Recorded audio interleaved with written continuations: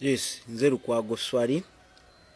Genfune saawa zino Kagame yakubidde President Cyril Ramaphosa essimu ng'amusaba ayogereku ne President Tshisekedi wabeewo ceasefire. Okay? President Ramaphosa n'amugamba ebyokuzanyira ku ggye lye South Africa. South Africa egenda defendinga DRC. Kubanga era Kagame ne South Africa tebakolagana bulungi olw'okulwanira ebirombe bya minerals eyo e DRC. Japan, Germany bonna baavuddeyo ne boogezedde eddoboozi limu Kagame jjawo ejjoogolyo. Toyina moral authority kugenda kutwala magye Congo n'okujjanyira ku bajaasi b'e Congo. Okay? Ono Emmanuel Macron yakubidde Ruto essimu nti Ruto ayite East African meeting, crisis meeting. Tshisekedi n'amugamba gwe Ruto, you are part of that team that is antagonizing DRC.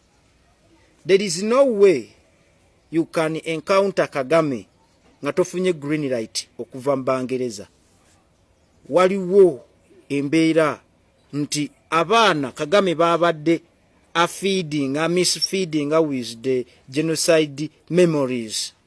Batandise okuwinchatinga Bungereza. That has been the backbone of Museveni and Kagame is overstaying power. Bungereza na America be babadde bakavaling up ebikolobero bya Kagame ne Museveni. Lundo ku baana Axel yatta abaana Abangereza bangi naye tugamba ko basatu nenga kyasukkawo mu baana abasatu be yatta. Kati bagamba bulijjo kino kye tuinkaluketinga into younger Rwandese batandise obitukola tebakoze nga bayita mu America. Secretary Michael Rubio ng'akubira Kagame essimu ng'amugamba komya buli bikolobero by'okola e Congo. Era kimanya amawulire gali bagamba nga Kagame waaguliyinga. Bambaddawo nenda banga yeeyogeza yenzikanya na America wabeewo actually a full permanent solution for the DRC question. Kagame obadde olina leverage from those superpower countries nga ze zikozesa. Bulijjo ngamba wana Abannayuganda nti ekigende mu maaso e Congo kiri mu busobozi bwa Museveni, kisukka obusobozi bwa Museveni ne Kagame. Kakati mujja kutegeera ani abadde antagonizinga DRC. You can't rule out CIA. CIA yakuba Patrice Lumumba. Bamala okuba Lumumba ne baleeta oyo Mobutu.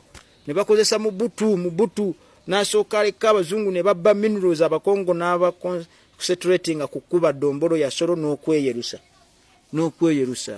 Ebanga okwange kuli nakyo. Okay? Ne baconcentrating kweyerusa. Bagenda ozuukuka nga America ate ekozesezza Museveni ne Kagame ate okujjako Mobutu. So ye embeera ebaddewo e DRC nga bakozesa Museveni ne Kagame ne bajjako Mobutu. Balabanga Laurent Kabila atakolagana bulungi naye afunye ekibinja eyo ekya Sadaka zi Zimbabwe za Angola zi Namibia ba Libya. Bakagama abo ne badiringa nono kabalebe ne bakuba Laurent Kabila essasi. Oba kuba Laurent Kabila ne baleeta mutabani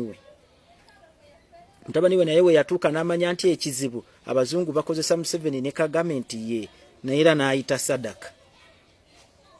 Mukavuvunganawo okuloda n'asooka naye akugoba. Mukavuvuganawo Museveni, Kagame ne Kabila ne bateeseganya ne baleeta eyali akutte ekyokusatu Tshisekedi. Nga bamanyi Tshisekedi ajja kuzinira ku ntoli zaabwe Kagame ne Museveni. Ye n'abawaawo Kagame n'amukkiriza agenda flashing out FDLR nga bwe kyali. Tshisekedi najja ne mu East African ng'amanyi obusajja buno ajja sobola obukonteininga. Oyo Museveni n'amuwa ddiiru n'awa kampuni ye Museveni eya dot services okuzimba n'amuwa contract ey'okuzimba Bunagana Rufuru Road okurehabilitatinga hydro electric power ey'Ekisangani. Museveni alina kampuni era alinamu shares Sakima 40% shares ne DRC government erinamu 60% shares. Ng'amanyi tujja kukwatagana.